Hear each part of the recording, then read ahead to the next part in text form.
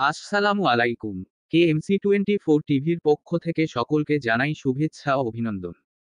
টানা বৃষ্টিতে খাগড়াছড়ি ফের প্লাবিত, লোকালয়ে ঢুকেছে পানি। টানা বৃষ্টিতে ফের প্লাবিত হয়েছে খাগড়াছড়ি। রাতভর বৃষ্টি হওয়ায় ছড়া, খাল ও নদীর পানি বেড়ে নিম্নাঞ্চল তলিয়ে বিভিন্ন এলাকায় প্লাবিত হয়েছে। পানিবন্দী হয়ে পড়েছে কয়েক হাজার পরিবার।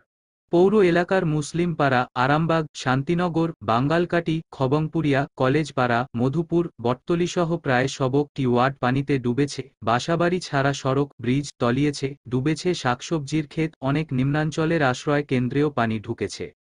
চেঙ্গি নদীর পানি উপড়ে স্রোতের বেগ বেড়েছে। নদী তীরবর্তী উত্তর, দক্ষিণ গঞ্জপাড়ার ঘর বাড়ির ছালের উপর দিয়ে পানি প্রবাহিত হচ্ছে। ঘরবাড়ি ছেড়ে অধিকাংশ মানুষ অন্যত্র সরে গেলেও এখনও অনেকে বাসাবাড়িতে অবস্থান করছে। তাদের সরিয়ে নিতে উদ্ধার কাজে নেমেছে রেডক্রিসেন্ট সদস্যরা। সেনাবাহিনীর একটি টিম মাঠে রয়েছে জানা গেছে, তবে ত্রাণ তৎপরতা নিয়ে এখন পর্যন্ত কোনো উদ্যোগ দেখা যায়নি।